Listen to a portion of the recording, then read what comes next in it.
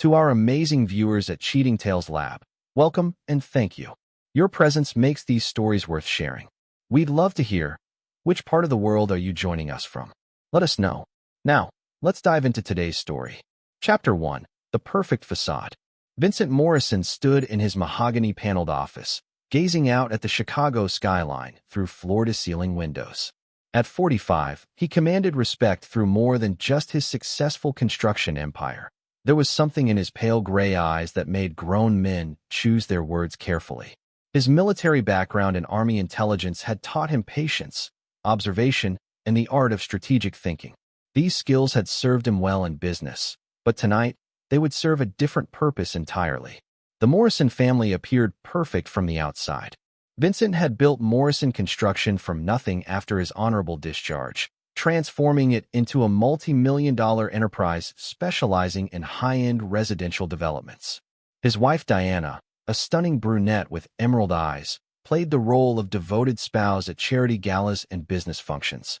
Their 17-year-old daughter Amber was academically gifted, destined for an Ivy League education that Vincent had already secured through substantial donations. But Vincent had learned long ago that facades crumble when pressure is applied to the right points. Diana Morrison née Caldwell had married Vincent when his business was still small but promising. She came from old money, the kind that was running dry but still demanded appearances. Her father's pharmaceutical fortune had been squandered through poor investments and gambling, leaving Diana desperate to maintain the lifestyle she'd known since childhood.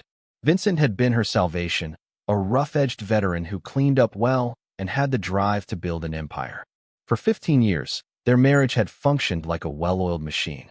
Diana managed the social aspects of his business relationships, while Vincent focused on expansion and operations. She was intelligent, beautiful, and understood that their partnership was as much about business as it was about love. Or so Vincent had believed. The first crack in the facade appeared 6 months ago during a routine review of the family's financial statements. Vincent noticed irregular charges on Diana's credit card, expensive dinners at restaurants he'd never been to, hotel charges during times when she claimed to be visiting her sister in Milwaukee, luxury purchases that seemed excessive even by Diana's standards. Vincent's military training had taught him to gather intelligence before acting. He hired a discreet private investigator, former FBI agent Rebecca Torres, who specialized in marital surveillance. What she uncovered over the following weeks painted a picture that would have destroyed a weaker man. Diana had been conducting an affair for over a year with Bradley Hutchins, a real estate developer who specialized in luxury condominiums. Hutchins was everything Vincent was not: smooth, sophisticated, born into wealth rather than having earned it. He was also married with 2 young children, making this affair a betrayal on multiple fronts. But the photographs Rebecca provided showed more than just sexual infidelity. Diana and Bradley were photographed multiple times with architectural plans, property documents, and what appeared to be Morrison Construction's confidential project files. They weren't just sleeping together. They were planning something that involved Vincent's business. The deeper Vincent dug, the more the scope of the betrayal became clear. Diana had been feeding Bradley information about Morrison Construction's upcoming projects, allowing Hutchins Development to submit competitive bids with insider knowledge. She had access to Vincent's home office, his personal files, and his trust. That trust had been weaponized against him. But what truly ignited the cold fury that now burned in Vincent's chest was the discovery that his own daughter had become complicit in the betrayal. Amber had always been closer to her mother, sharing Diana's love of luxury and social status. Vincent had attributed this to typical teenage behavior, perhaps even feeling guilty about the long hours his business demanded. But Rebecca's investigation revealed that Amber had been serving as a lookout and messenger for her mother's affair. Text messages recovered from Amber's phone showed her alerting Diana when Vincent returned home early, helping coordinate meetings between Diana and Bradley, and even lying directly to Vincent about her mother's whereabouts. The girl Vincent had loved unconditionally, whose college fund he had personally guaranteed, whose future he had secured through his own sacrifice and ambition, had sold him out for designer handbags and increased allowance money. Vincent closed the investigation file and walked to his private safe, retrieving a bottle of 25-year-old Macallan. He poured himself 3 fingers and settled into his leather chair, considering his options. Lesser men might have confronted Diana immediately, demanding explanations and ultimatums. Weaker men might have forgiven, believing that families could survive such betrayals. But Vincent Morrison was neither lesser nor weaker. He was a predator who had learned patience in the mountains of Afghanistan, where rushing into action meant death. No, Vincent would not confront anyone just yet. Instead, he would plan. He would gather more intelligence. He would identify every person involved in this betrayal and map out their weaknesses, their fears, their pressure points. Then, when the time was right, he would act with the precision and ruthlessness that had made him successful in both war and business. Diana had made a critical error in judgment. She had mistaken Vincent's love for weakness, his trust for blindness. She had forgotten that the man who built an empire from nothing was not someone to be underestimated or betrayed lightly. As Vincent sipped his whiskey and watched the city lights twinkle below, he began to smile, a cold, calculating expression that would have terrified anyone who understood its meaning. Diana and Bradley thought they were playing a game of deception and manipulation. They had no idea that they had just entered a war zone, and Vincent Morrison had never lost a war. The first phase of his plan was already taking shape in his mind. It would be comprehensive, devastating, and irreversible. By the time he was finished, Diana and Bradley would understand the true cost of betraying Vincent Morrison, and his daughter would learn that some choices carry consequences that last a lifetime. Tomorrow, Vincent would begin laying the groundwork for their destruction.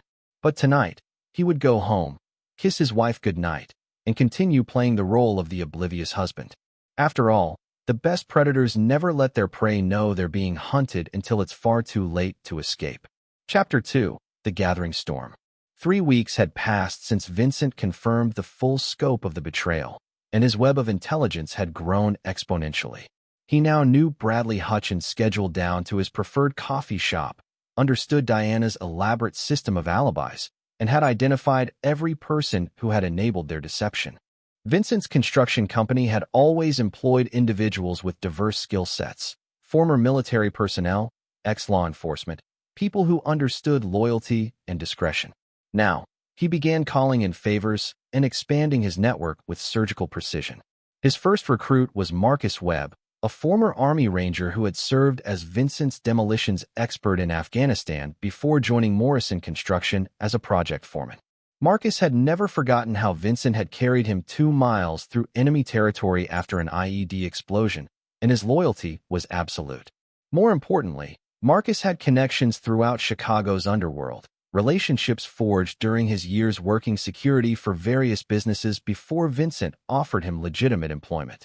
The second piece of Vincent's puzzle was Dr. Amanda Sterling, a forensic accountant who had helped Vincent navigate complex financial regulations during his company's expansion. Amanda was brilliant, thorough, and shared Vincent's appreciation for methodical planning. She also harbored a personal hatred for infidelity after her own husband's affair had cost her half her assets in divorce court. Vincent's third ally was Detective Ray Kowalski, a 20-year veteran of the Chicago Police Department who had grown up in the same neighborhood as Vincent. Ray's daughter had been killed by a drunk driver 3 years earlier, a driver whose expensive legal team had gotten him acquitted on technicalities. Ray understood that sometimes the system failed, and sometimes justice required alternative methods. With his team assembled, Vincent began Phase 2 of his operation, comprehensive surveillance and evidence gathering. Marcus's underworld connections provided access to surveillance equipment that was both illegal and highly effective. Within days, Vincent had audio and video feeds from Bradley's office, his car, and his favorite hotel suite. The technical quality was military-grade, providing crystal-clear evidence of every meeting, every phone call, and every intimate moment between Bradley and Diana. But Vincent wasn't interested in simple divorce evidence. He was building a case for total destruction. Dr. Sterling's financial investigation revealed that Bradley's seemingly successful business was built on a foundation of fraud and deception. Hutchins' development had been inflating property values, bribing city inspectors, and using substandard materials in construction projects. More damaging still, Bradley had been using his investors' money to fund his lavish lifestyle, including the expensive gifts he showered on Diana. The evidence was comprehensive and damning, but Vincent needed more. He needed Bradley to commit an act so undeniably criminal that his entire world would collapse simultaneously. That opportunity came when Vincent learned about Bradley's latest project, a luxury condominium complex that would compete directly with Morrison Construction's upcoming development. Diana had provided Bradley with Vincent's architectural plans, construction schedules, and bid proposals, giving Hutchins Development an insurmountable advantage in securing the contract. Vincent realized this wasn't just about an affair, it was corporate espionage designed to destroy his business and steal his future. Diana and Bradley weren't just betraying his marriage, they were systematically dismantling everything he had built. The discovery transformed Vincent's cold anger into something far more dangerous: absolute determination. Through Detective Kowalski, Vincent learned that the FBI had been investigating construction industry corruption in Chicago for over a year. They were building cases against several developers, but lacked the evidence needed for major prosecutions. Vincent began to see how Bradley's various crimes could be packaged and delivered to federal authorities in a way that would ensure maximum damage. But first, he needed Bradley to cross one final line. Vincent used his business connections to arrange a meeting with the City Planning Commission regarding the disputed development project. He made sure Diana knew about the meeting, understanding that she would immediately relay this information to Bradley. Then he set the trap. Working through intermediaries, Vincent arranged for a city planning official to hint that the development approval could be expedited for the right price. The official was actually an undercover FBI agent that Detective Kowalski had connected Vincent with, a man who had been working the construction corruption case for months. Bradley took the bait immediately. Within 48 hours, he had arranged a meeting to discuss bribing the planning official. The meeting would be recorded, photographed, and witnessed by federal agents. Bradley's crime would be captured in real time, providing irrefutable evidence of felony corruption. But Vincent wasn't finished. On the night before Bradley's planned bribery meeting, Vincent implemented the next phase of his plan: psychological warfare. He began leaving small signs that he knew about the affair. Diana's favorite coffee mug was moved slightly each morning. Her car keys were placed in different locations. Papers in his home office were rearranged in subtle ways that only someone with military training would notice, but that would create a growing sense of unease in anyone paying attention. Diana began to suspect that Vincent knew something, but she couldn't be certain. Her paranoia grew daily, making her sloppy and desperate. She started making mistakes, forgetting to clear her browser history, leaving incriminating text messages accessible, becoming careless in ways that provided Vincent with additional evidence. Meanwhile, Vincent maintained his facade of normalcy. He attended business dinners with Diana at his side, smiled for photographs at charity events, and played the role of the successful, devoted husband. But those who knew him best, Marcus, Amanda, and Ray, could see the predator lurking beneath the surface. The night before Bradley's planned meeting with the FBI agent, Vincent made his first direct move. He placed a single photograph on Diana's pillow, a picture of her kissing Bradley outside the luxury hotel where they conducted their affair. No note, no explanation, just undeniable proof that her secret was no longer secret. Diana found the photograph at midnight and immediately called Bradley in panic. Vincent listened to every word through the surveillance equipment Marcus had installed. Their conversation revealed the full scope of their plans. They intended to steal Vincent's biggest contract, use the profits to fund their new life together, and leave Vincent financially and emotionally destroyed. They had underestimated their target completely. As Vincent listened to his wife and her lover plan his destruction, he felt a calm settle over him that he recognized from his military days. It was the peace that came before violence, the clarity that preceded decisive action.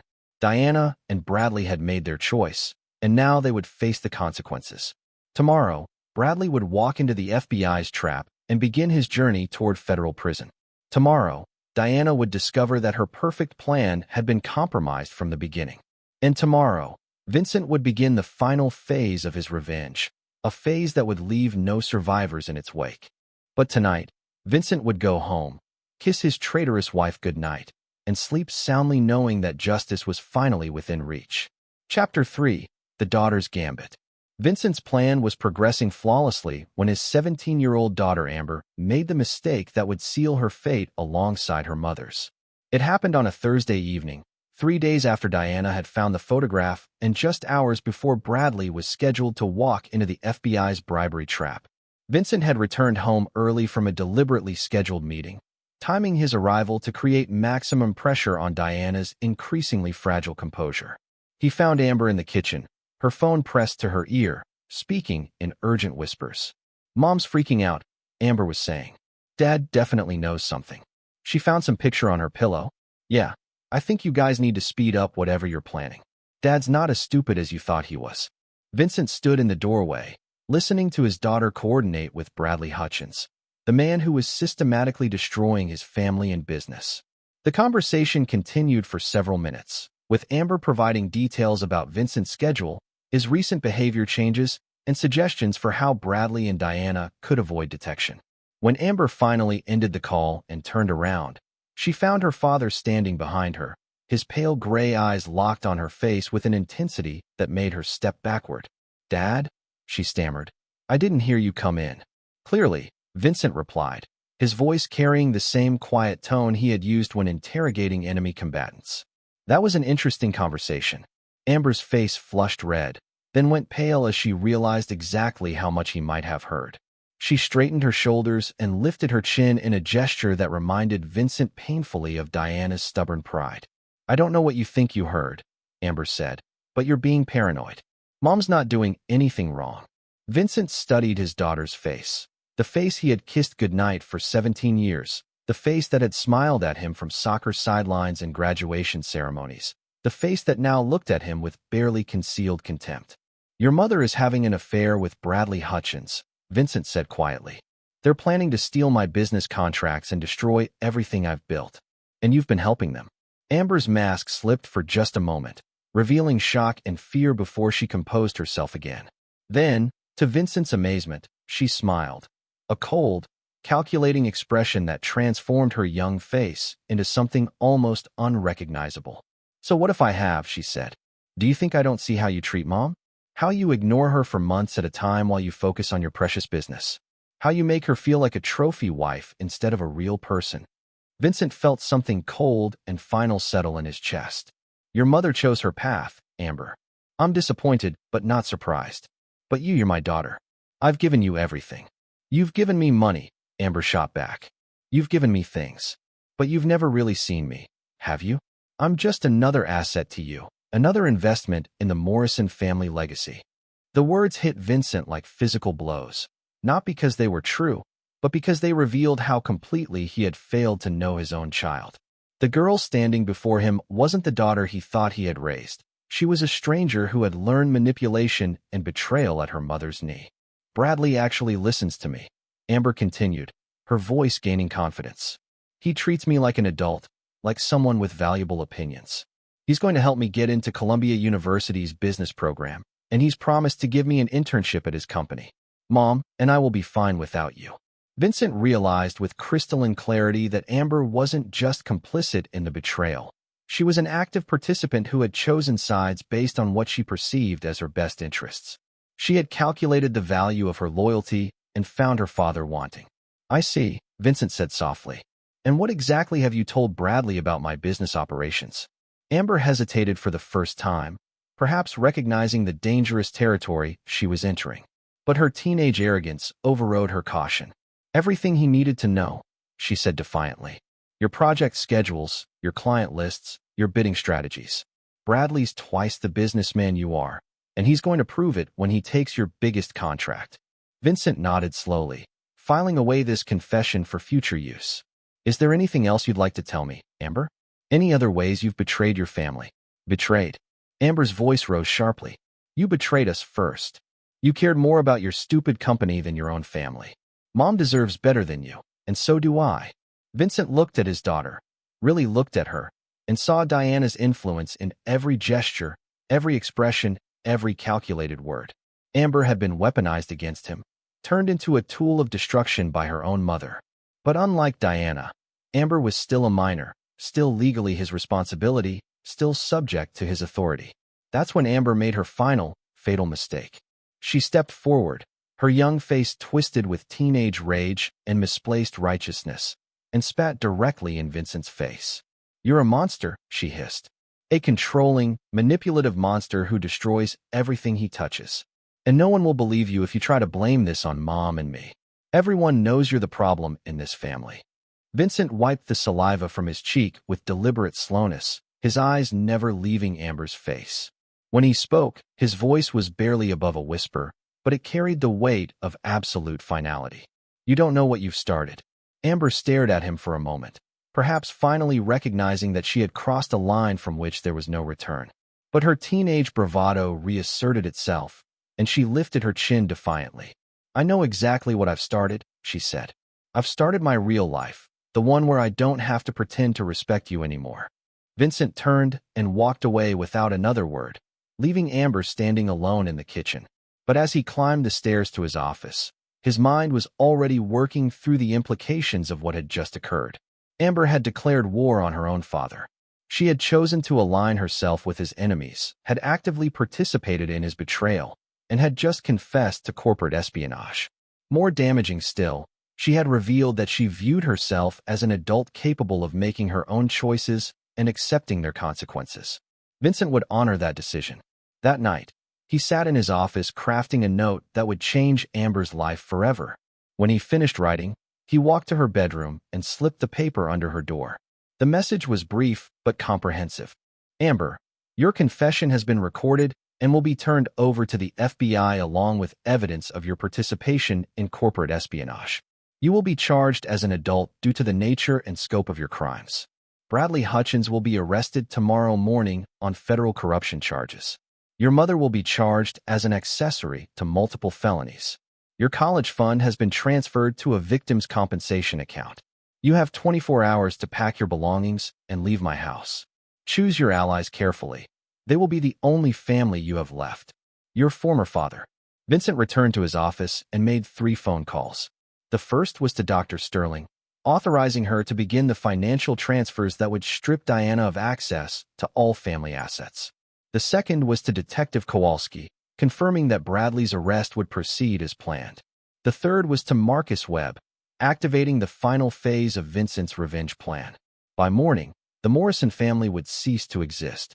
Diana and Bradley would be facing federal charges that would destroy their careers and send them to prison. Amber would discover that choices have consequences, and that betraying family carries the highest price of all. Vincent poured himself a whiskey and settled into his chair to wait for dawn. Tomorrow would bring the reckoning that Diana, Bradley, and Amber had earned through their own actions. And Vincent Morrison, the man they had foolishly attempted to destroy, would emerge victorious from the wreckage of their ambitions. The war they had started was about to end, and Vincent never lost a war. Chapter 4: The Web Titans. Dawn broke over Chicago with the precision of a military operation, and Vincent Morrison was ready for battle. He had spent the early morning hours finalizing the details that would bring his enemy's world crashing down around them. By 6 a.m., he was dressed in his finest suit, appearing every inch the successful businessman about to attend routine meetings. No one who saw him would suspect that he was orchestrating the systematic destruction of everyone who had betrayed him. The first domino fell at exactly 8:30 a.m. when FBI agents arrested Bradley Hutchins at his office. The arrest was captured by news crews that Detective Kowalski had discreetly alerted, ensuring that Bradley's humiliation would be broadcast across Chicago's business community. The charges were comprehensive: federal bribery, conspiracy, mail fraud, and money laundering. Each count carried a potential sentence of 20 years in federal prison. Vincent watched the arrest from his office conference room, surrounded by his key employees who believed they were attending a routine project meeting. Marcus Webb sat at Vincent's right hand, his scarred face showing no emotion as he observed their employer's victory. Dr. Sterling attended via video conference, her financial documents spread across the table like battle plans. Bradley Hutchins has been effectively neutralized, Dr. Sterling reported in her clinical tone. His assets are frozen pending investigation, his business accounts are under federal control, and his clients are already beginning to terminate their contracts. Hutchins' development will be bankrupt within 72 hours. Vincent nodded, but his expression remained neutral. What about the civil aspects?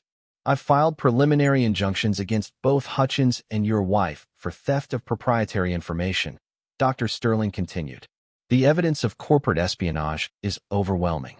Diana's involvement is documented through phone records, email communications, and financial transactions.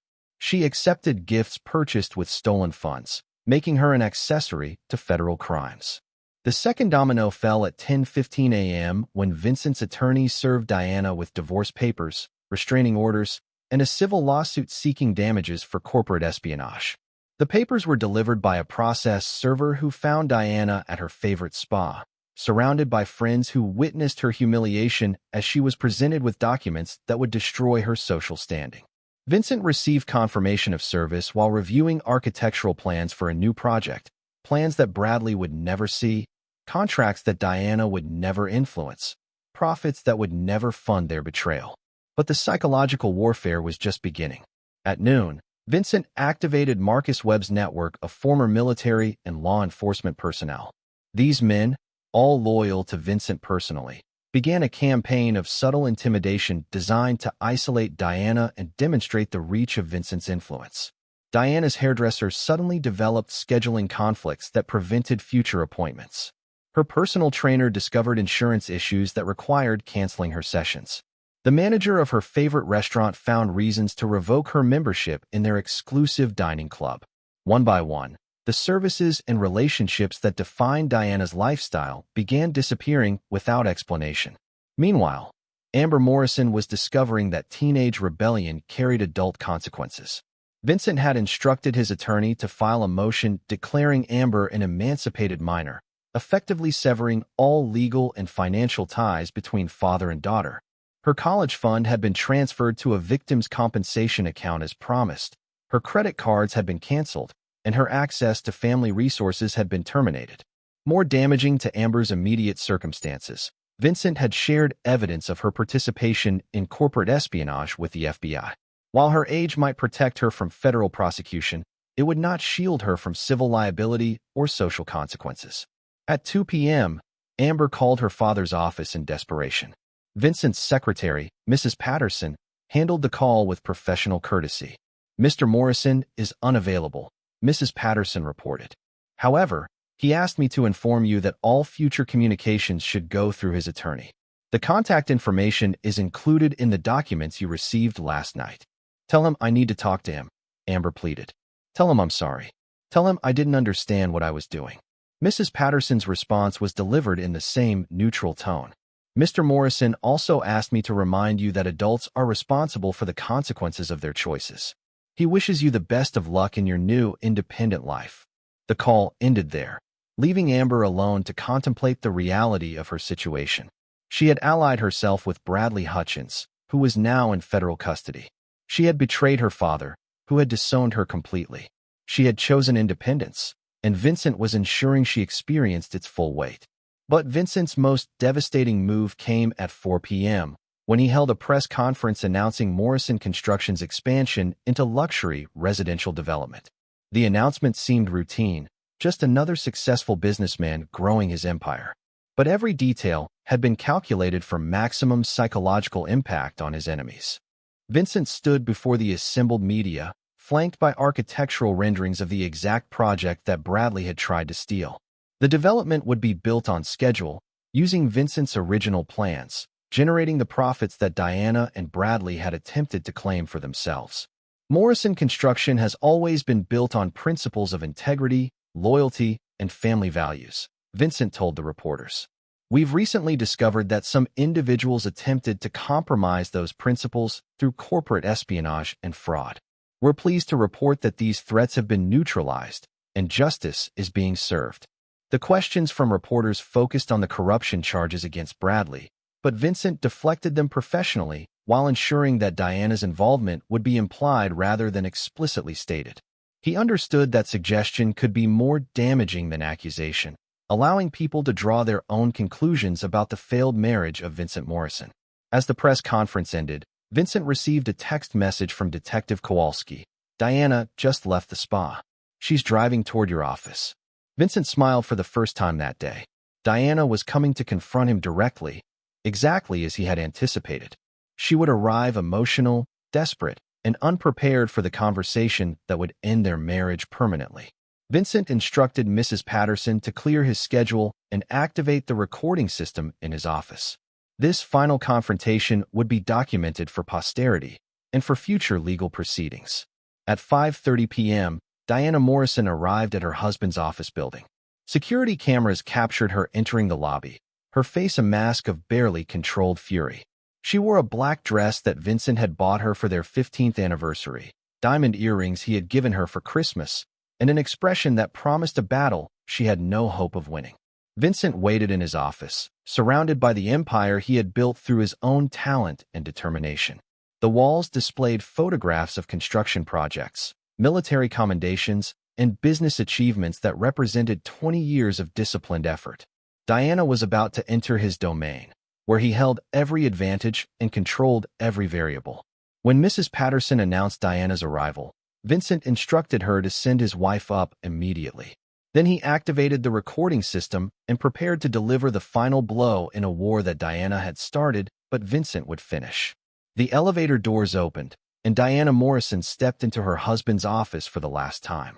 The conversation that followed would determine the terms of her surrender and the scope of her destruction.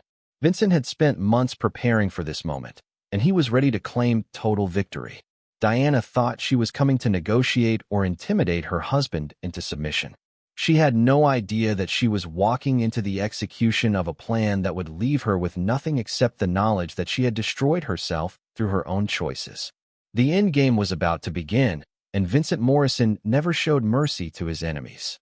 Chapter 5: Confrontation and Revelation. Diana Morrison entered her husband's office like a queen entering a conquered territory, her chin raised in defiance and her emerald eyes blazing with carefully controlled fury.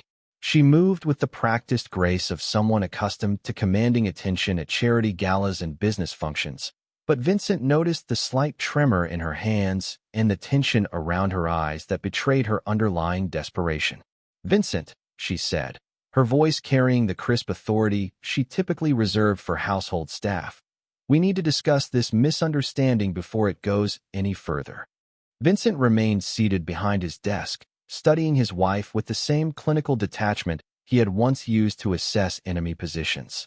Diana looked beautiful even in her anger. The black dress accentuated her figure perfectly. Her makeup was flawless despite the stress of the day, and her bearing suggested confidence despite the circumstances. She was performing brilliantly, but Vincent could see through the facade to the fear beneath. "Please, sit down," Vincent said, gesturing to the chair across from his desk. "I've been expecting you." Diana remained standing, perhaps recognizing that sitting would put her at a psychological disadvantage. "The charges against Bradley are ridiculous," she began, launching into what was clearly a rehearsed speech. "He's a legitimate businessman who was entrapped by federal agents. His arrest is part of a broader investigation that has nothing to do with our family." Vincent listened without interruption, noting how Diana positioned herself as innocent while simultaneously defending her lover. She was skilled at manipulation, but she was playing a game where Vincent already knew all the moves. "As for this divorce filing," Diana continued, her voice gaining strength, "it's clearly an emotional reaction to false information. We can work through whatever problems you think we have. Marriage counseling, a vacation, whatever you need to realize that our family is worth preserving." "Our family," Vincent repeated quietly. "Tell me, Diana, what exactly do you consider our family?" The question seemed to confuse her momentarily. "You, me, and Amber, of course. The three of us have built something important together. We have a reputation in this community, business relationships that depend on stability, a daughter who needs both of her parents." Vincent opened his desk drawer and withdrew a thick manila folder. "I've spent considerable time over the past few months learning about our family," he said, placing the folder on his desk. "Would you like to see what I discovered?" Diana's composure slipped slightly as she recognized the investigative materials. Her eyes darted to the folder, then back to Vincent's face, calculating her options. "I don't know what lies someone has told you," she said carefully, "but private investigators can be paid to fabricate evidence. Whatever you think you know, we can prove it's false." Vincent opened the folder and withdrew a series of photographs. He placed them on the desk facing Diana, creating a timeline of her affair with Bradley Hutchins. The images were crystal clear, Diana and Bradley entering hotel rooms, sharing intimate dinners, exchanging documents in parking lots, kissing in Bradley's office. These photographs were taken over a period of 6 months, Vincent said in the same conversational tone he might use to discuss weather. They document not just your sexual relationship with Bradley, but your systematic theft of my business information. Diana stared at the photographs, her face cycling through shock, anger, and calculation before settling on cold determination. When she looked up at Vincent, her mask had completely fallen away, revealing the calculating woman beneath. "Fine," she said, her voice now carrying an edge of steel. "Yes, I've been seeing Bradley. Yes, we've discussed business opportunities. But that doesn't make me a criminal, Vincent. It makes me a woman who was neglected by her husband and found comfort elsewhere." Vincent admired her recovery, even as he prepared to destroy it completely. "Comfort," he repeated. "Is that what you call corporate espionage?" "I call it survival," Diana shot back, finally moving to sit across from his desk. "Do you know what it's like being married to you, Vincent? You disappear for 12 hours a day building your empire, then come home and expect me to smile and play the perfect wife. You treat me like a business asset, not a partner." "A partner," Vincent said, pulling out additional documents, "shares information honestly. A partner doesn't steal proprietary information to give to competitors. A partner doesn't coordinate with their lover to destroy their spouse's business." Diana's eyes narrowed as she recognized financial records and communication logs. "You've been spying on me." "I've been protecting my business," Vincent corrected. "And I discovered that my wife and daughter have been conspiring to destroy everything I've built." The mention of Amber seemed to hit Diana like a physical blow. "Leave Amber out of this. She's just a child who got caught in the middle of adult problems." Vincent leaned forward, his gray eyes locking onto Diana's with predatory intensity. "Amber confessed to providing Bradley with confidential information about my business operations. She admitted to helping coordinate your affair and lying to cover your tracks. She chose to participate in your betrayal, Diana. She chose to help you destroy her own father." Diana's composure finally cracked completely. "You bastard," she screamed, jumping to her feet.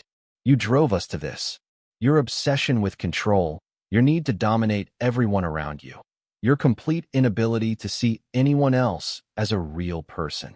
Vincent remained perfectly calm as Diana's fury erupted around him.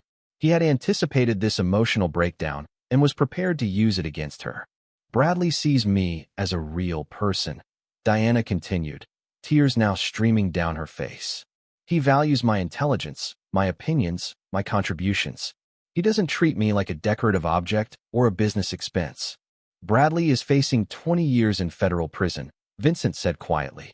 "His business is bankrupt, his assets are frozen, and his wife is filing for divorce. Is that the future you chose over your marriage?" Diana stared at him in stunned silence, perhaps finally understanding the scope of her miscalculation. "You want to know what Bradley really thought of you?" Vincent continued, withdrawing a transcript from his folder. "This is a recording of a conversation between Bradley and his business partner from 3 weeks ago." He read from the transcript in a neutral tone. "Diana Morrison is useful but disposable. Once we steal Vincent's contracts and tank his business, we won't need her anymore. She's too high maintenance and too visible. Better to cut ties cleanly and let Vincent deal with the wreckage." Diana's face went white as the words hit her. "That's not. Bradley wouldn't. Bradley was using you exactly the way you thought you were using me," Vincent said. "The difference is that I actually loved you, Diana. I built this empire partially for you, partially for our daughter. Bradley built nothing except plans to discard you once you were no longer useful." The revelation destroyed what remained of Diana's defiance. She collapsed back into her chair, her perfect composure shattered beyond repair. "What do you want, Vincent?" she whispered. "What will it take for you to forgive this?" Vincent studied his wife's broken form and felt absolutely nothing. No sympathy, no regret, no desire for reconciliation. The woman who had shared his bed for 15 years had become a stranger the moment she chose to betray him. "Forgiveness isn't possible," he said simply. "You've stolen from me, lied to me, and corrupted our daughter. You've allied yourself with my enemies and attempted to destroy everything I've worked to build. There is no path back from those choices." Diana looked up at him with desperate eyes. "But we could start over. We could rebuild. People make mistakes, Vincent. Even terrible mistakes can be forgiven. Vincent shook his head slowly. You didn't make a mistake, Diana. You made a calculated decision to betray your family for personal gain.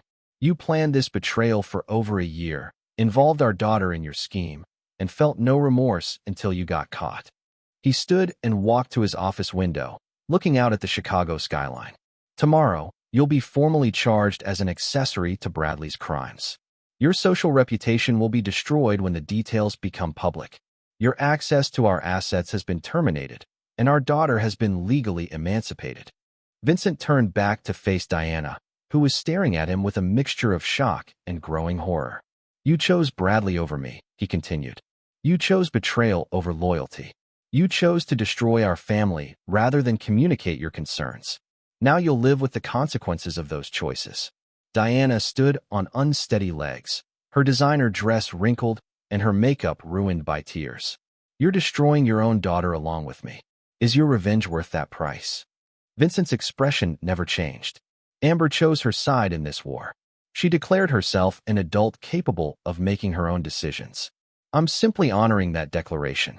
Diana stared at her husband for a long moment, perhaps finally recognizing that she was looking at someone she had never really known. The man who had loved her, protected her, and built an empire to secure her future was gone, replaced by someone who viewed her with the same cold calculation he might show a business competitor. I never knew you could be this cruel, she whispered. You never knew me at all, Vincent replied. If you had, you never would have attempted this betrayal.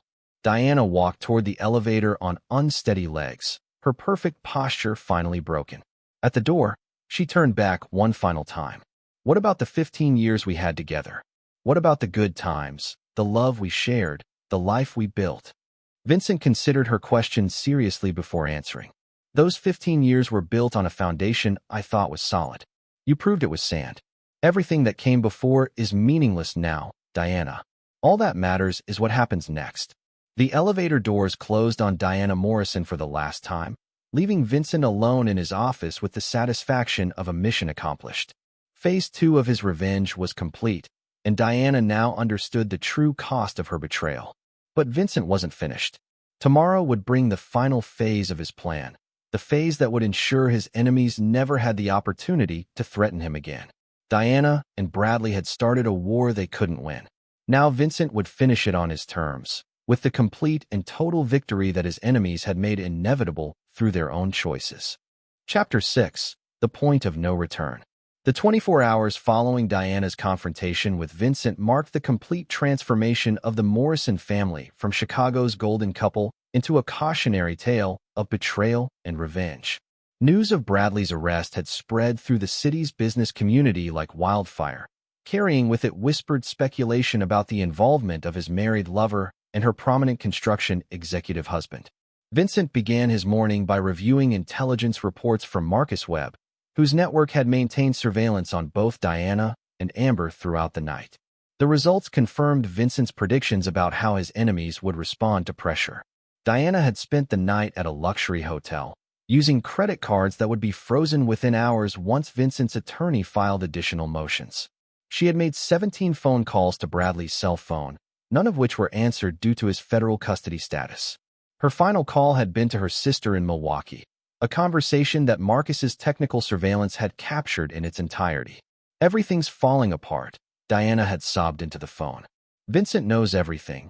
Bradley's been arrested, and I think I'm going to be charged as an accomplice. I need somewhere to stay while I figure out what to do. Her sister's response had been predictably cold. Diana, you made this mess yourself. David and I can't risk our reputation by harboring someone involved in federal crimes. You need to find another solution. Even Diana's own family was abandoning her as the scope of her situation became clear. Vincent felt no sympathy for her isolation. She had chosen to burn bridges when she thought she didn't need them anymore. Amber's response to her emancipation had been equally predictable but more dangerous. According to Marcus's reports, she had contacted several of her wealthy friends' families, attempting to arrange temporary housing. When those efforts failed, Vincent's reputation in their social circle made harboring his daughter a risky proposition. Amber had resorted to more desperate measures. At 3 a.m., She had attempted to break into Vincent's home office using her mother's key codes. The security system had detected her intrusion immediately, triggering silent alarms that alerted both Vincent and his security team. Cameras captured Amber searching through confidential documents, apparently looking for information she could use to bargain with her father or sell to Vincent's competitors. Vincent watched the security footage with clinical interest, noting how Amber moved through his office with practiced familiarity. She knew exactly where he kept his most sensitive files, understood his organizational system, and demonstrated a level of preparation that indicated she had been planning this theft for some time. The attempted burglary represented a criminal escalation that moved Amber beyond the protection her age might have provided. She was no longer a misguided teenager caught in her parents' dysfunction. She was an active criminal participant in the ongoing conspiracy against Vincent's business. Vincent made 3 phone calls before 6 a.m. The first was to Detective Kowalski, reporting the break-in and providing video evidence of Amber's attempted theft. The second was to his attorney, authorizing the filing of criminal charges against his daughter for burglary and attempted corporate espionage. The third was to Dr. Sterling, instructing her to implement the final phase of his financial strategy. By noon, Amber Morrison would be wanted by Chicago police for multiple felonies. Her transformation from privileged teenager to federal fugitive would be complete, demonstrating to anyone watching that Vincent Morrison showed no mercy to those who betrayed him, not even his own blood. But Vincent's most devastating move was yet to come. At 10 a.m., he called a meeting with Morrison Construction's senior staff and key investors. The conference room filled with the men and women who had helped build Vincent's empire, all of them loyal and all of them aware that their leader was facing personal challenges that could impact the business. Vincent entered the room wearing his best suit and carrying himself with the confidence of a general addressing his troops before a decisive battle. The assembled group included project managers, financial officers, and major investors who represented millions of dollars in committed capital. "Thank you all for coming on short notice," Vincent began, standing at the head of the polished conference table. "As you're aware, recent events have created some challenges for our organization. I want to address those challenges directly and explain how we're moving forward." He activated the room's presentation system and displayed a financial summary that Dr. Sterling had prepared overnight. The numbers showed Morrison Construction's position in stark terms. The company was stronger than ever, with project backlogs extending 18 months into the future and profit margins exceeding industry standards. Despite attempts by competitors to steal our proprietary information and damage our reputation, Vincent continued, Morrison Construction has not only survived but thrived. Our security protocols worked exactly as designed, protecting our intellectual property and preventing any actual damage to our operations. The presentation continued with evidence of how Vincent's intelligence gathering had actually strengthened the company's position. Bradley's arrest had eliminated a major competitor, Diana's banishment had removed a security vulnerability, and the publicity surrounding the corruption investigation had enhanced Morrison Construction's reputation for integrity. However, Vincent said, his tone becoming more serious, these events have made it clear that personal relationships can pose security risks to business operations. Going forward, Morrison Construction will implement enhanced security protocols and background checks for anyone with access to sensitive information.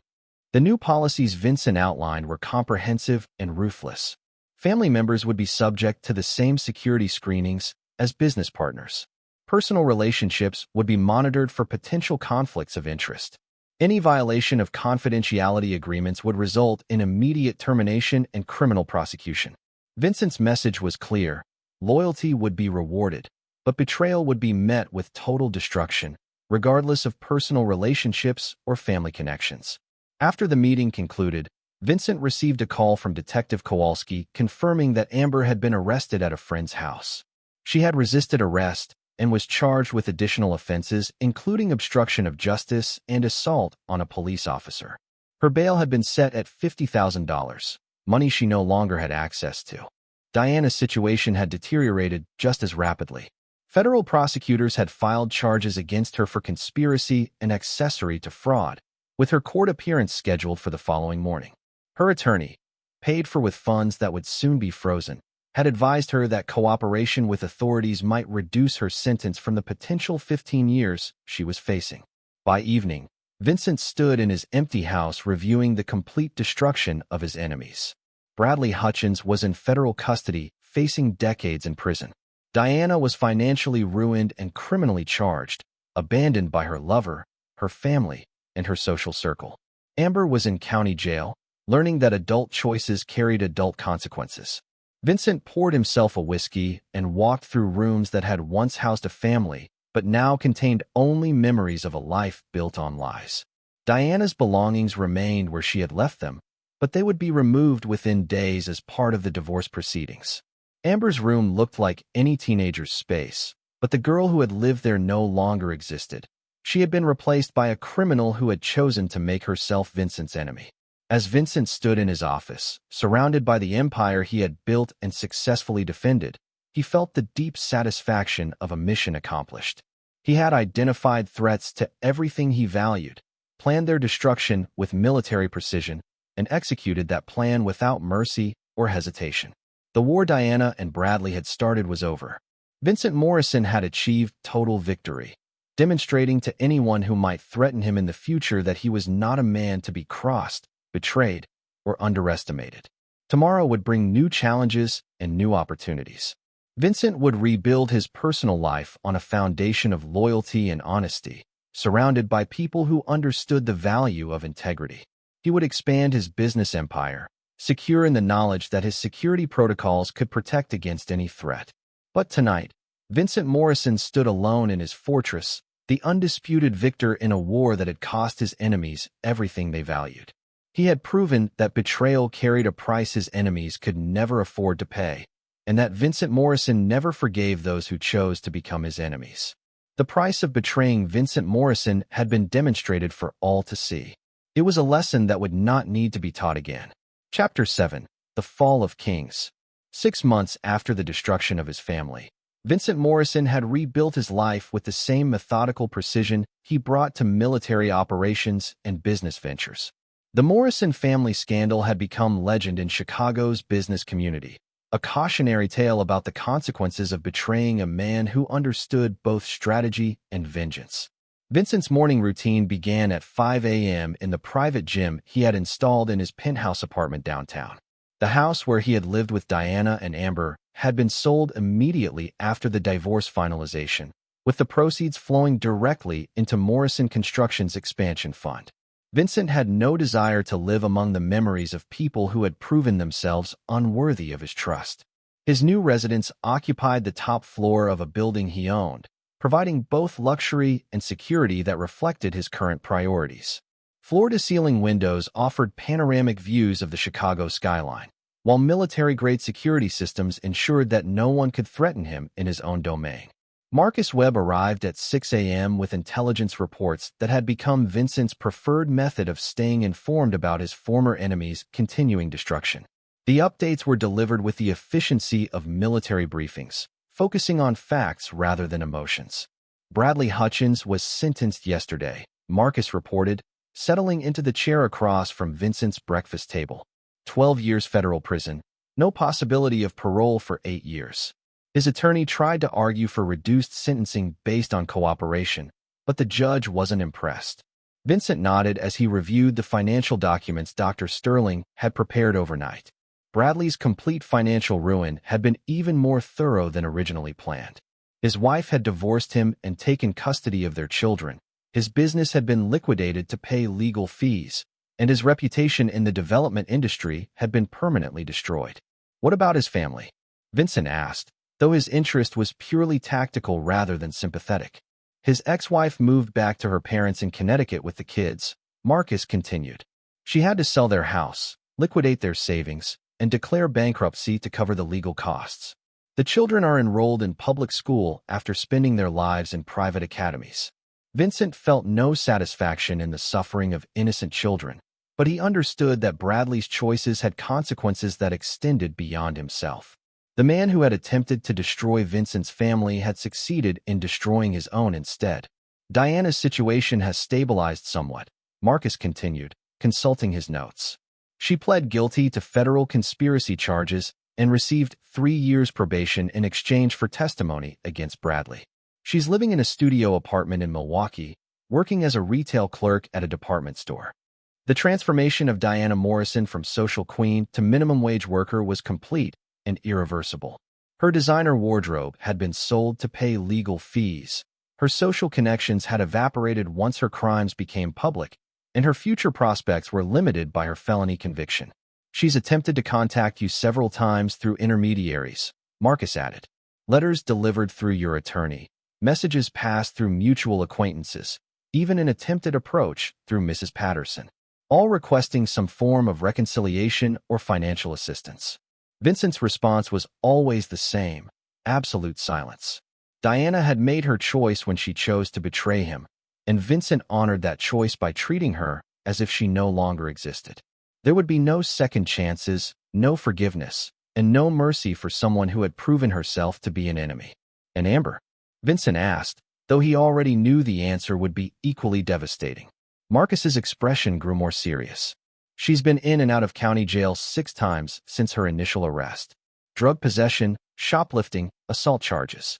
Her public defender keeps trying to argue that she's a troubled teenager acting out due to family trauma, but the judges aren't buying it anymore. Amber Morrison had discovered that the real world was unforgiving to privileged teenagers who attempted to survive through crime and manipulation. Without access to her father's money or protection, she had quickly fallen into patterns of behavior that led inevitably to repeated arrests and convictions. She aged out of the juvenile system 2 months ago, Marcus continued. Her next arrest will be prosecuted as an adult, and she's already facing enhanced sentencing due to her repeat offender status. The state prosecutor has indicated that she's looking at serious prison time if this pattern continues. Vincent felt no emotion as he absorbed this information about the girl who had once been his daughter. Amber had chosen to align herself with his enemies, had confessed to betraying him, and had attempted to steal from him even after being given the opportunity to leave peacefully. Her subsequent criminal behavior simply confirmed that Vincent's assessment of her character had been accurate. Any attempts at contact from her? Vincent asked. Multiple attempts, Marcus confirmed. Phone calls from jail, letters sent through various intermediaries, even an attempt to approach you directly outside the office building last month. Security turned her away before she could get close. Vincent's security protocols had been enhanced significantly since the family's destruction.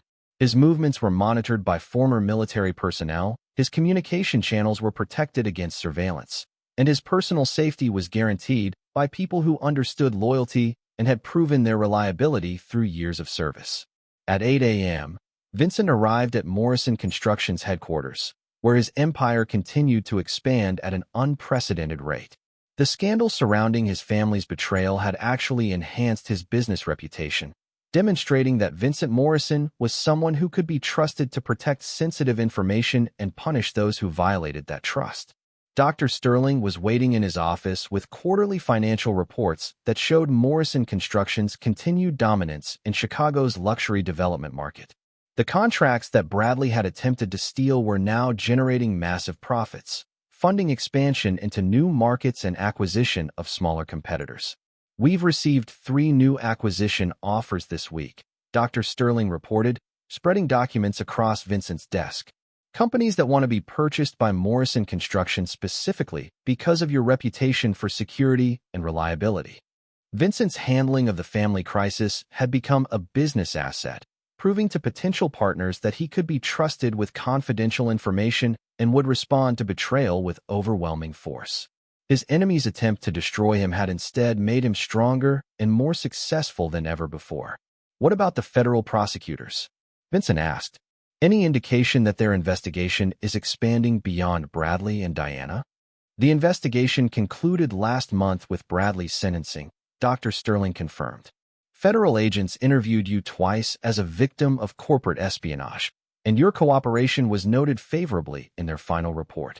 You're viewed as someone who helped expose corruption rather than participate in it. Vincent's strategic cooperation with federal authorities had been calculated to position him as a victim and hero rather than a vengeful husband. His evidence against Bradley and Diana had been presented as civic duty rather than personal revenge, creating a narrative that enhanced his reputation while destroying his enemies. At 2 p.m., Vincent received an unexpected visitor when Detective Kowalski arrived at his office with a proposal that would bring the final chapter of his revenge to completion. "We've got a situation that might interest you," Kowalski said, settling into the chair across from Vincent's desk. "Amber's been arrested again, but this time it's different. She's been caught dealing drugs near a high school, enough heroin to qualify for federal trafficking charges." Vincent listened with clinical interest as Kowalski explained the details of Amber's latest arrest. Her desperation had led her to increasingly serious crimes, culminating in drug dealing that could result in a prison sentence measured in decades rather than months. "The federal prosecutor wants to make an example of her," Kowalski continued. "Rich kid from a prominent family selling drugs to teenagers. It's the kind of case that gets attention and sends a message about equal justice." Vincent considered the implications of Amber's situation. His former daughter was about to face the same federal justice system that had destroyed Bradley and Diana, but her crimes were entirely of her own making.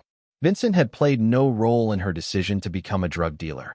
That was a choice she had made independently as her life spiraled out of control. "What exactly are you proposing?" Vincent asked. Kowalski leaned forward, his expression serious. "The prosecutor wants character witnesses for Amber's sentencing hearing. People who can speak to her background, her potential for rehabilitation, the circumstances that led to her criminal behavior." Vincent understood immediately what Kowalski was suggesting. As Amber's father, Vincent could potentially influence her sentencing through testimony about her upbringing, her character, and the family trauma that had contributed to her current situation. "I could testify that she's a troubled young woman who made mistakes due to family dysfunction," Kowalski continued. "Or I could testify that she's a repeat offender who has shown no remorse for her criminal behavior and poses a continuing threat to public safety."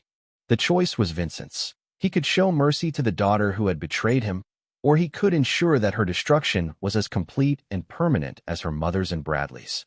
Vincent stood and walked to his office window, looking out at the city where his enemies had fallen one by one through their own choices and actions. Diana was working retail jobs to survive. Bradley was beginning a 12-year prison sentence, and Amber was facing the possibility of spending her 20s and 30s in federal prison. The war they had started was ending exactly as Vincent had planned, with their complete and total defeat. But this final decision would determine whether Vincent Morrison was remembered as a man who destroyed his enemies or as a father who had abandoned his own child. When Vincent turned back to face Detective Kowalski, his decision was already made.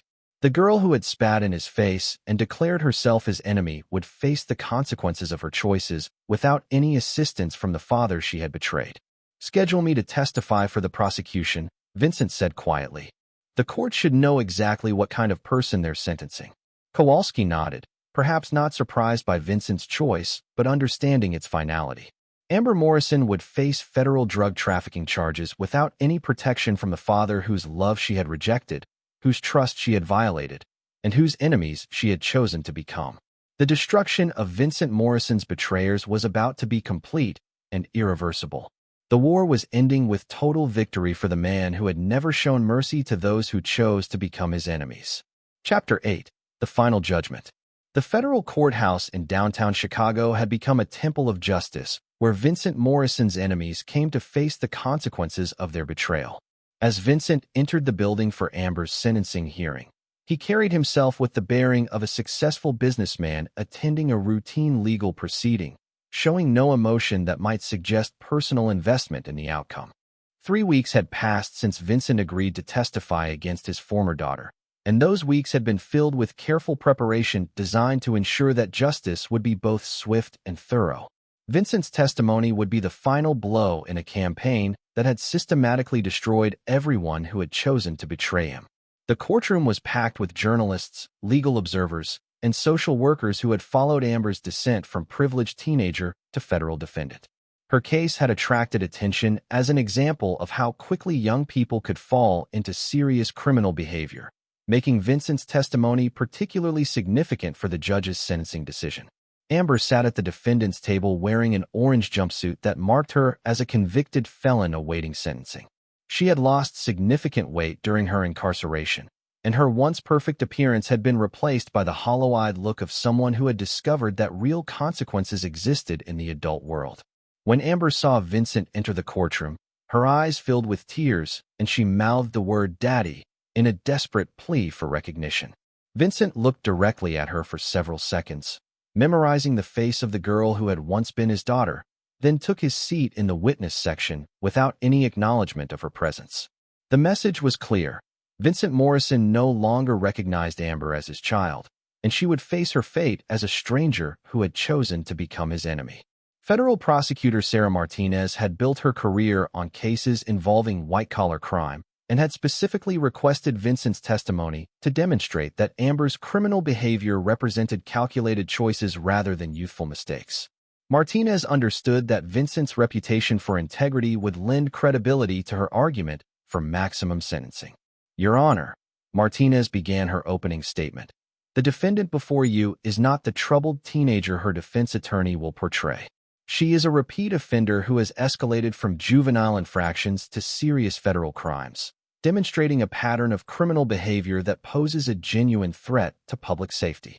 Amber's court-appointed defense attorney, Patricia Wong, had tried desperately to build a case for leniency based on family trauma and psychological damage.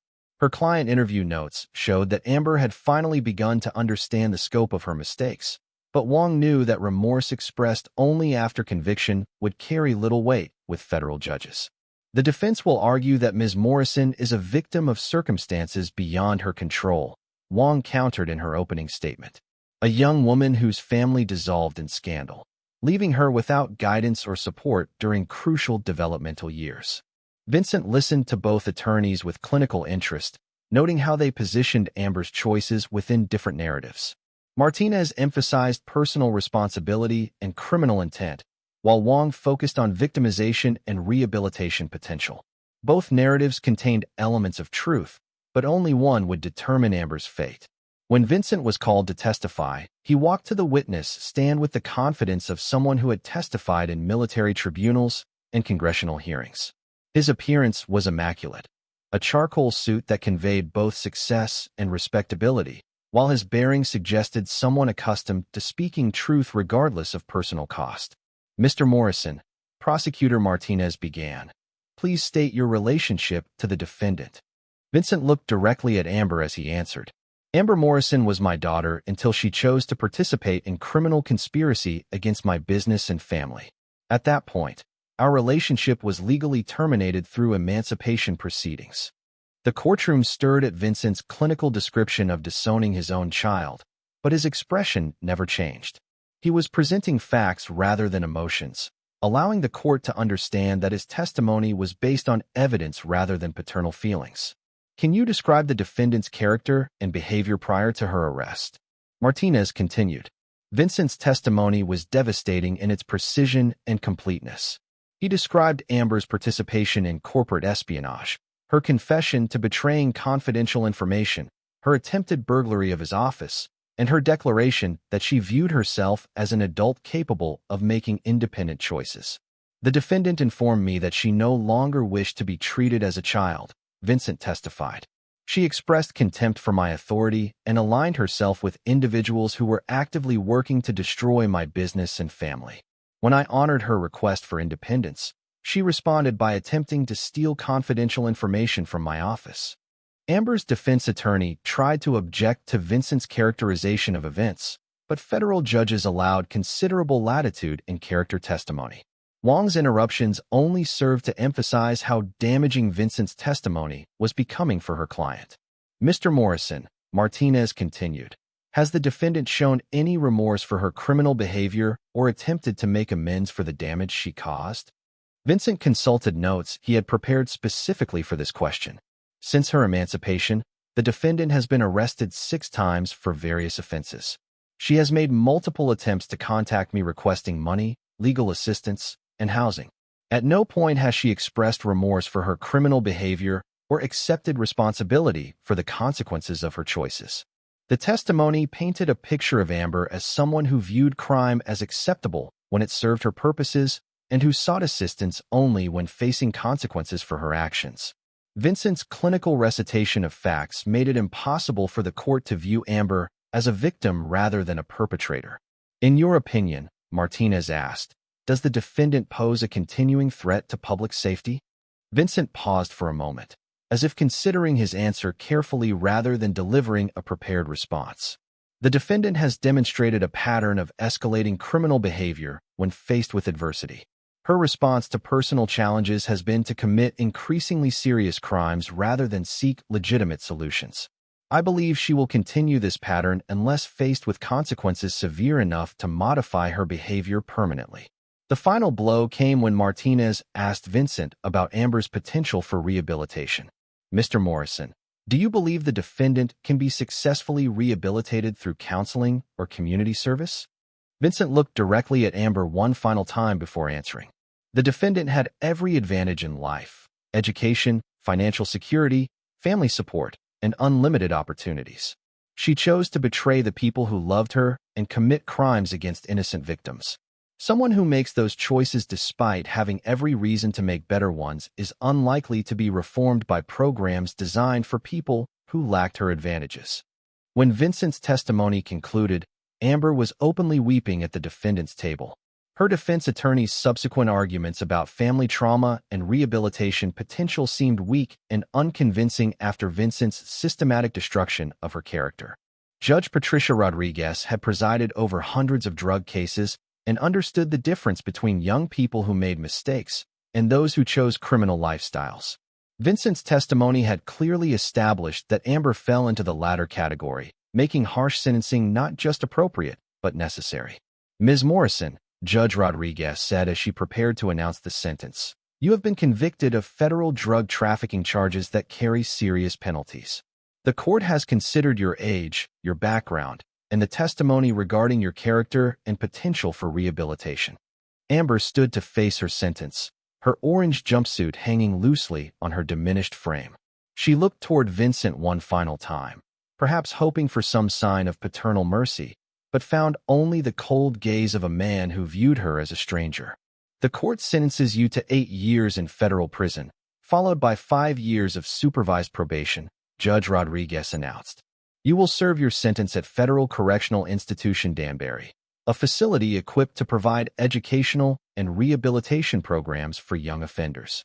Amber collapsed at the defendant's table as the weight of her sentence became clear. 8 years in federal prison would take her from age 19 to 27, destroying any possibility of the privileged life she had once expected. By the time she was released, Vincent's empire would have grown beyond recognition, and she would emerge as a convicted felon with no family, no resources, and no prospects. As court officers prepared to escort Amber to begin her sentence, Vincent stood and walked toward the exit without looking back. His testimony had achieved its intended purpose, ensuring that his former daughter would face the full consequences of choosing to become his enemy. Outside the courthouse, Vincent was approached by several journalists seeking comment on his testimony against his own daughter. His response was brief and definitive. Justice was served today, Vincent said simply. The defendant made choices that harmed innocent people and violated the trust of her family. The sentence reflects the seriousness of those choices and will hopefully deter others from making similar mistakes. As Vincent walked away from the courthouse, he carried with him the satisfaction of a mission completed successfully. Diana was working minimum-wage jobs to survive. Bradley was serving 12 years in federal prison, and Amber would spend her 20s learning that betrayal carried permanent consequences. The war they had started against Vincent Morrison was over, and their defeat was absolute. Vincent had demonstrated that loyalty was rewarded, while betrayal was met with destruction that extended to every aspect of his enemies' lives. Tomorrow would bring new challenges and opportunities for expansion, but today belonged to justice. The price of betraying Vincent Morrison had been paid in full, and the lesson would endure long after his enemies had served their sentences and faded into obscurity. Vincent Morrison never forgave those who chose to become his enemies, and today the world had learned exactly what that meant. Chapter 9, Empire's End. 2 years after Amber's sentencing, Vincent Morrison stood once again in his penthouse office, but this time he was not alone. Across from his desk sat Rebecca Torres, the private investigator whose work had uncovered his family's betrayal and Dr. Amanda Sterling, whose forensic accounting had provided the foundation for their destruction. Together, they represented the team that had helped Vincent achieve total victory over his enemies.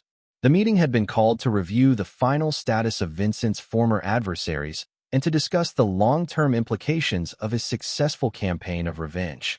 What had begun as the discovery of an affair had evolved into a comprehensive demonstration of what happened to those who chose to betray Vincent Morrison. The surveillance reports are comprehensive, Rebecca said, spreading photographs and documents across Vincent's conference table.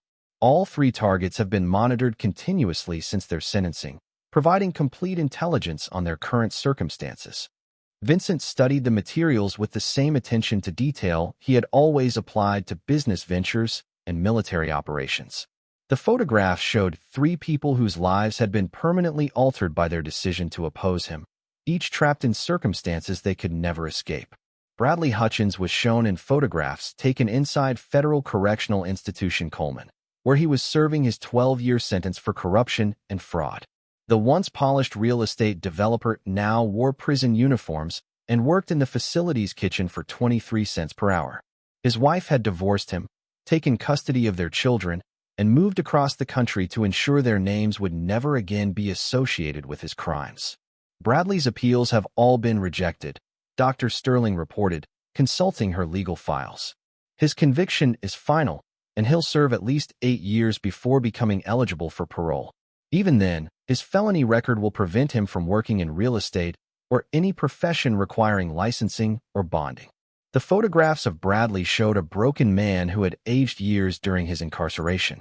His health had deteriorated due to the stress of prison life, and his former confidence had been replaced by the hollow expression of someone who understood that his life was effectively over.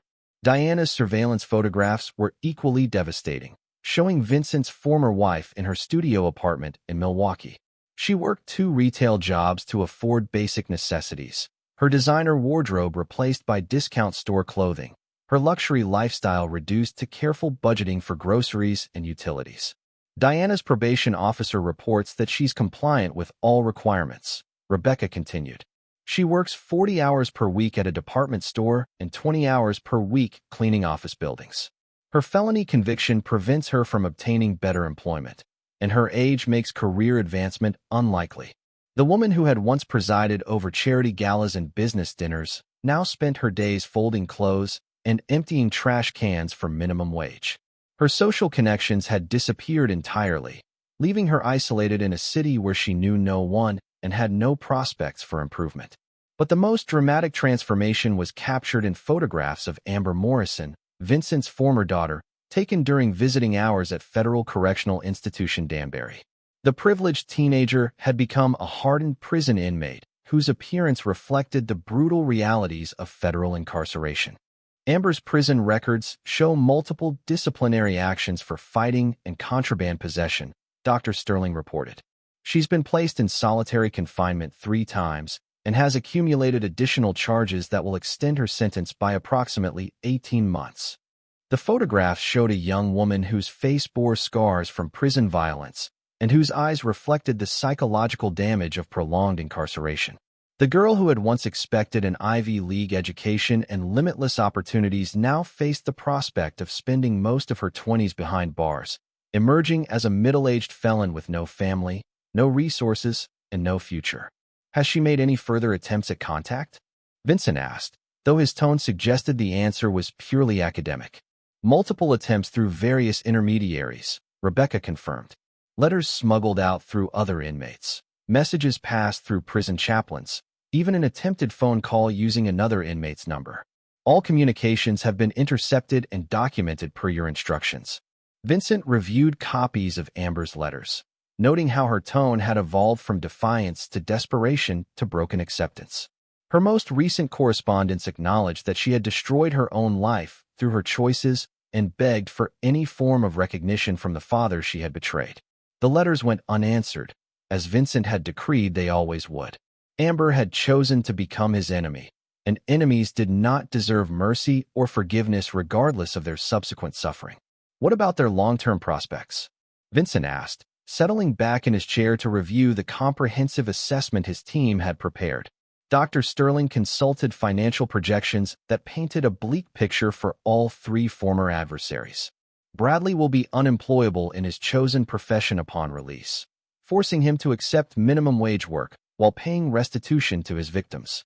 Diana's age and criminal record make career advancement impossible, ensuring she'll remain in poverty for the remainder of her life.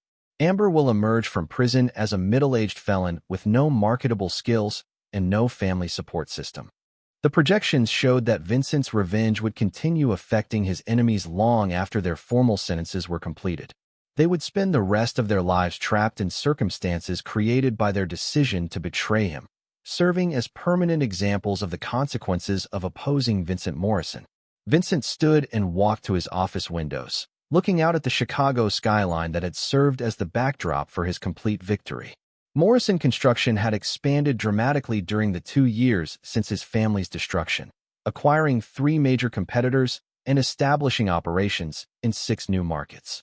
The scandal surrounding his family's betrayal had actually enhanced his business reputation, demonstrating that Vincent Morrison could be trusted to protect confidential information and respond to threats with overwhelming force. Potential partners and competitors alike understood that crossing Vincent carried consequences that extended far beyond simple business retaliation. "The final element of our strategy has been the most effective," Vincent said, turning back to face his team. "Complete social isolation ensures that our targets can never rebuild their lives or threaten us again." Rebecca nodded, understanding the psychological warfare component of Vincent's revenge.